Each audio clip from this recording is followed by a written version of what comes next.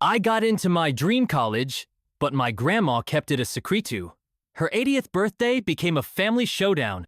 In the quiet cornfields of Cedar Falls, Iowa, where the biggest news of the year is the annual tractor parade, a single letter can change everything, or so I thought. It was late March, the kind of chilly spring morning where the frost still clings to the grass, and I was sitting on the front porch of my grandmother's farmhouse, a mug of hot cocoa in my hands, staring at the empty mailbox at the end of the gravel driveway. I'd been checking that mailbox every day for weeks, ever since I'd sent my application to Columbia University in New York City, dreaming of skyscrapers, yellow taxis, and a journalism degree that would let me tell the world stories. I'd worked so hard for its straight A's at Cedar Falls High, late nights writing my application essay about growing up in a small town after losing my parents, even taking the SAT twice to boost my score. Columbia was my shot, my escape, my everything. But the letter never came. I'm Clara, by the way, 17 years old, a senior who spent the last 5 years living with my grandmother, Edna, in this creaky old farmhouse with peeling white paint and a rooster weather vane that squeaks in the wind. My parents died in a car accident when I was 12, a head-on collision on Highway 20 during a snowstorm, and Edna took me in without a second thought. She's 80 now, a tiny woman with a cloud of white hair and hands that always smell like lavender from the soap she buys at the farmer's market. She's the only family I have left, and I love her really. I do. She taught me how to make her famous apple pie, the kind with a lattice crust that wins ribbons at the county fair, and she'd sit with me on this same porch every summer, telling me stories about her childhood in the Great Depression, her eyes crinkling with laughter as she described sneaking into the neighbor's barn to steal eggs.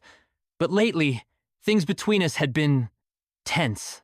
It started a few months ago when I told her about Columbia. We were in the kitchen, rolling out dough for biscuits on her flour-dusted counter, the radio playing some old Johnny Cash songs she loved. I'd been nervous all day, my stomach in knots, but I finally worked up the courage to say it.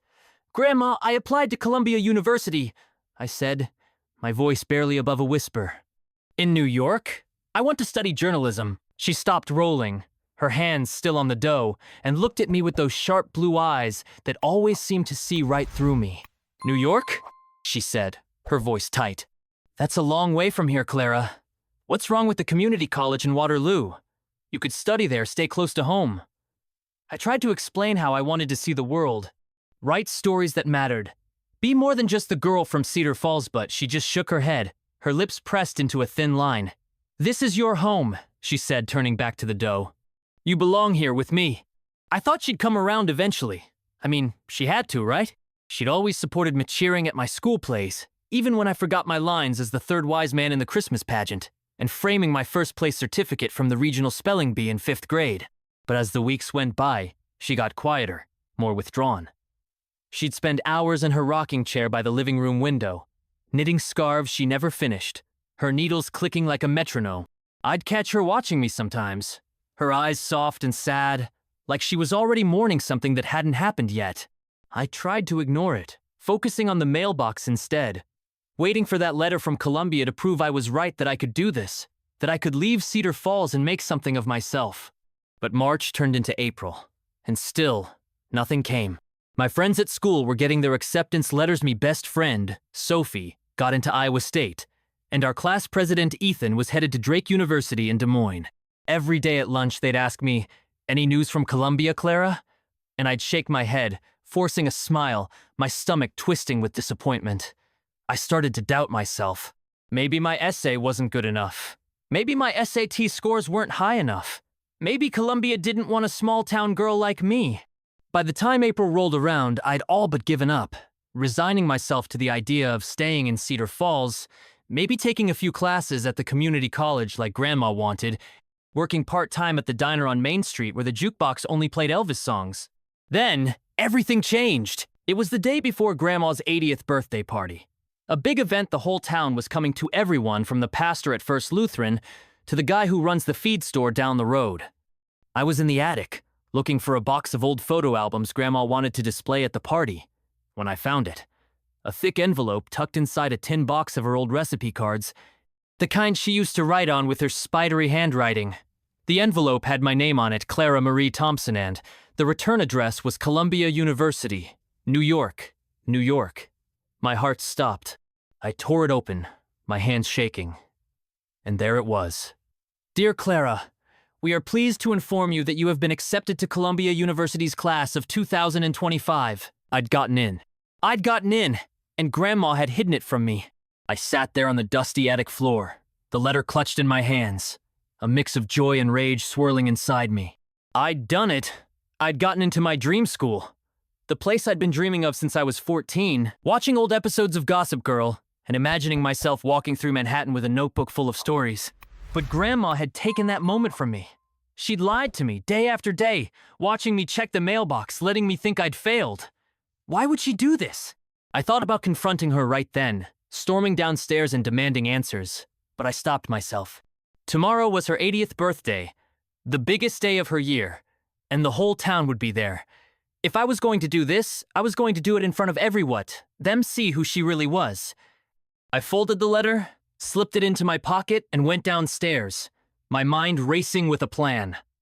Grandma wanted me to stay in Cedar Falls? Fine, but I wasn't going down without a fight. The morning of Grandma's 80th birthday party dawned bright and crisp. The kind of April day in Cedar Falls where the sky is a perfect blue and the air smells like fresh-cut grass and blooming lilacs. I woke up early, the acceptance letter from Columbia still tucked in the pocket of my jeans, which I'd hidden under my pillow like a secret I wasn't ready to let go of. I lay in bed for a while, staring at the ceiling of my room-slanted space under the eaves with faded floral wallpaper and a quilt Grandma had made for me when I first moved in. Its patches a patchwork of her old dresses. Part of me wanted to run downstairs and confront her right then, to demand why she'd hidden the letter, why she'd let me think I'd failed. But another part of Metha, part that had been simmering with anger since I found the envelope in the attic, wanted to wait. Today was her big day, the one she'd been planning for months, and I wanted her to feel the weight of what she'd done in front of everyone. I got dressed in a simple denim skirt and a white blouse, the kind of outfit Grandma always said made me look like a proper young lady, and headed downstairs. The kitchen was a flurry of activity. Grandma was at the stove, stirring a pot of her famous baked beans, the ones with molasses and bacon that everyone in town raved about. She was wearing her best dress, a pale blue one with tiny embroidered daisies, and her white hair was pinned up in a bun, a few strands escaping to frame her face. "Morning, Clara," she said, her voice bright, like nothing was wrong. "Can you help me with the deviled eggs? The party starts at noon, and I want everything to be perfect." I nodded, forcing a smile, and grabbed a carton of eggs from the fridge, my hands steady even though my heart was racing. Perfect, I thought. Let's see how perfect it stays. The party was being held at the Cedar Falls Community Center, a squat brick building on the edge of town with a big hall that smelled faintly of lemon cleaner and old hymnals.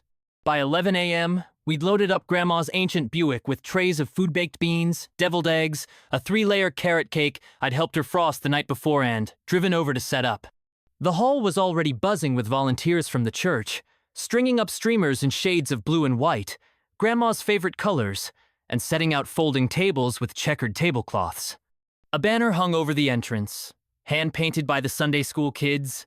"Happy 80th birthday, Edna Thompson." I helped carry in the food, my mind elsewhere, replaying the moment I'd found the letter, the words, "We are pleased to inform you," burning in my memory. As the guests started to arrive, the hall filled with the hum of small-town chatter farmers in their best flannel shirts, women from the quilting circle with their homemade pies, kids running around with balloons tied to their wrists. Pastor John from First Lutheran showed up with a guitar, promising to lead everyone in a sing-along later. And Mr. Henderson from the feed store brought a giant card that everyone was signing, his handwriting so big it took up half the page. Grandma was in her element, flitting from table to table, her laughter ringing out as she hugged old friends and accepted their well wishes. 80 years young, she kept saying, her eyes sparkling, and for a moment, I almost forgot how angry I was. Almost! But then I saw her talking to Mrs. Larson, the librarian at Cedar Falls High, who'd always encouraged my love of writing. "Clara's such a bright girl," Mrs. Larson was saying, her voice warm. "I bet she's off to some fancy college next year, isn't she?" Grandma's smile faltered, just for a second, but I caught it. "Oh, I think she'll stay close to home," she said, her tone light but firm. "Cedar Falls is where she belongs." That was it, the final straw. I felt the letter in my pocket, the paper crinkling against my leg, and I knew I couldn't wait any longer. I'd planned to confront her during the party, in front of everyone, to show them all what she'd done. I wanted her to feel the same hurt I'd felt, watching that empty mailbox day after day. But as I watched her laugh with Mrs. Larson, a tiny part of me wondered if I was doing the right thing. She was my grandmother, the woman who'd raised me, who'd held me together after my parents died. Could I really do this to her on her 80th birthday? I didn't have time to second-guess myself. The party was in full swing now, the hall packed with at least 50 people, the air thick with the smell of baked goods and the sound of clinking glasses. Pastor John had started his sing-along, strumming Sweet Caroline on his guitar, and a few of the older folks were trying to dance, their movements stiff but enthusiastic. I saw Mr. Henderson attempt to twirl with his wife, nearly knocking over a table of lemonade, and I couldn't help but smile despite myself. It was the kind of moment Grandma loved everyone together, celebrating her, celebrating Cedar Falls. But I wasn't here to celebrate. I was here to set things right. I took a deep breath, my hand closing around the letter in my pocket, and made my way to the front of the hall, where a small microphone stand had been set up for speeches. It was time. I stood at the microphone, my heart pounding so hard I could feel it in my throat. The letter from Columbia clutched in my hand like a grenade I was about to pull the pin on. The hall was still buzzing with laughter and music, Pastor John's guitar strumming fading into the background as people turned to look at me, their faces a mix of curiosity and expectation. Grandma was near the cake table, slicing pieces of her carrot cake with a big smile, her blue dress catching the light from the overhead fluorescence. She hadn't noticed me yet, but I knew that was about to change. I tapped the microphone, the feedback squeaking through the room, and everyone quieted down, their eyes on me. "Hi, everyone," I said, my voice shaking a little. "I just wanted to say a few words about Grandma on her 80th birthday." The crowd murmured approvingly, a few people clapping as Grandma looked up, her smile widening. "Oh, Clara, you don't have to," she said, waving a hand. But I could see the pride in her eyes. She thought I was going to give a sweet speech, the kind of thing you'd expect from a granddaughter at a party like this. She had no idea what was coming. I took a deep breath, my fingers tightening around the letter, and started speaking. "Grandma's always been there for me," I said, my voice steadier now. "After my parents died, she took me in, gave me a home, taught me how to make her apple pie and how to plant tulips in the spring. She's the strongest person I know, and I love her for that."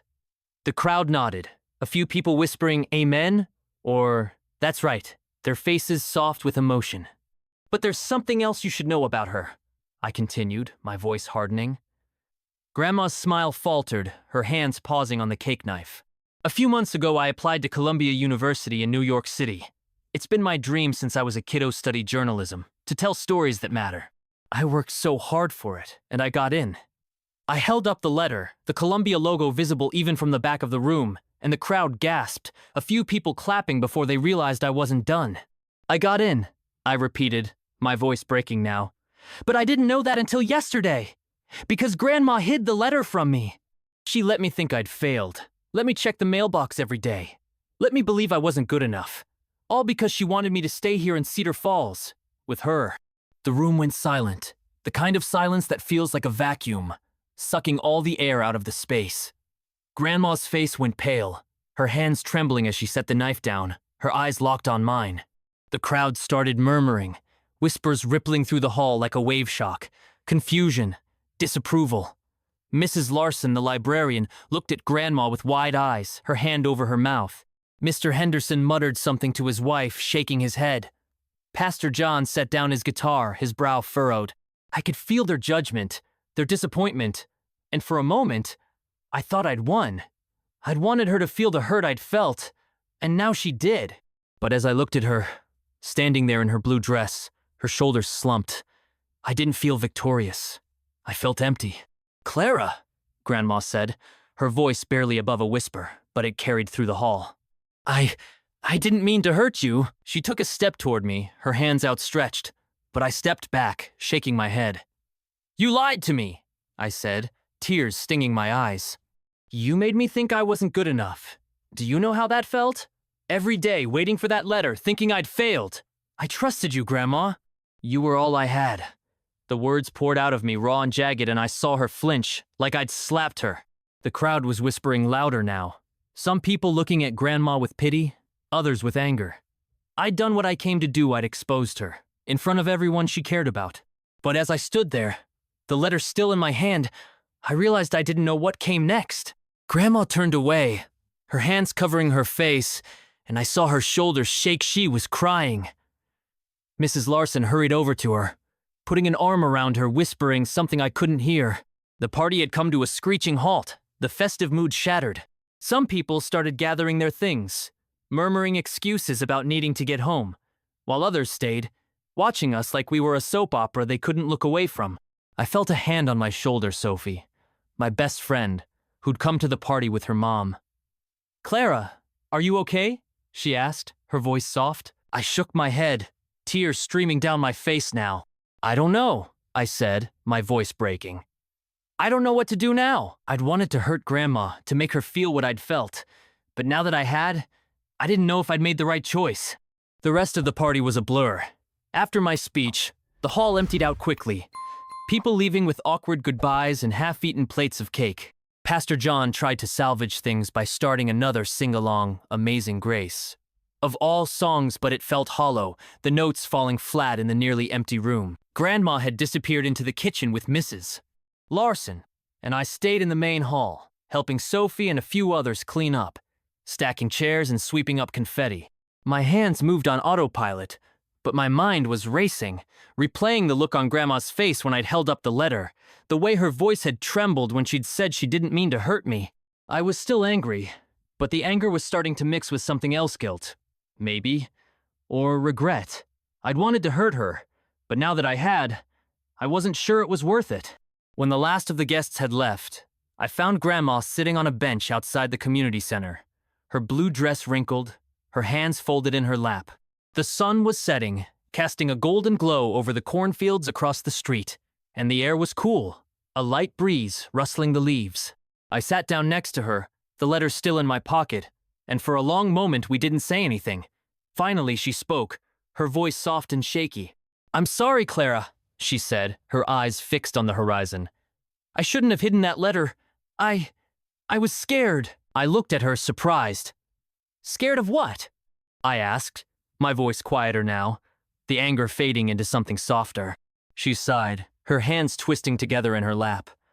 "Of losing you," she said.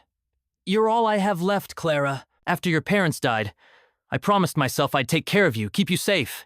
This town, it's all I've ever known. It's where I raised your mom, where I raised you. I thought if you went to New York, you'd never come back. I'd be alone. And I couldn't bear that." Her voice broke, and I saw tears in her eyes. The kind of tears that come from a place so deep you can't hold them back. I felt a lump in my throat, my own eyes stinging. I'd been so caught up in my own hurt that I hadn't thought about her so hard it must have been for her to lose her daughter, to raise me on her own, to face the idea of losing me too. "I didn't mean to make you feel like you weren't good enough," she continued, her voice barely above a whisper. "I was so proud of you when that letter came. I wanted to tell you, I really did. But every time I tried, I'd think about you leaving, and I'd panic. I thought if I could keep you here, just a little longer, maybe you'd change your mind. It was selfish, and I'm so sorry." She reached for my hand, her fingers cold and trembling, and I let her take it, the warmth of her touch grounding me. I sat there, processing her words, the anger I'd felt earlier melting away.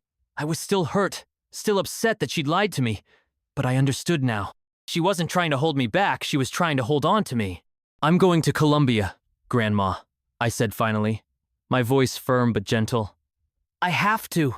It's my dream and I can't give that up. But I'm not going to disappear. I'll come back for holidays, for the tractor parade, for your apple pie. I'll call you every week, send you postcards from New York. You're not losing me, I promise." She looked at me, her eyes searching mine, and then she nodded, a small smile breaking through her tears. "I know," she said. "I just needed to hear it. I'm so proud of you, Clara. Your mom would be too." We sat there for a while, watching the sun dip below the horizon, the sky turning shades of pink and orange. The next day, we started packing my things for Columbiami clothes, my laptop, the quilt she'd made me all those years ago. She helped me fill out the enrollment forms, her hands steady now, and even wrote me a list of her best recipes to take with me. "So you don't starve in that big city," she said with a laugh. When I left for New York a few months later, she stood on the porch, waving as I drove away, her blue dress a speck in the rearview mirror. I knew I'd be back. Cedar Falls would always be my home, and Grandma would always be my family. But for now, I was ready to chase my dream, knowing she'd be there, waiting for me, every time I came back.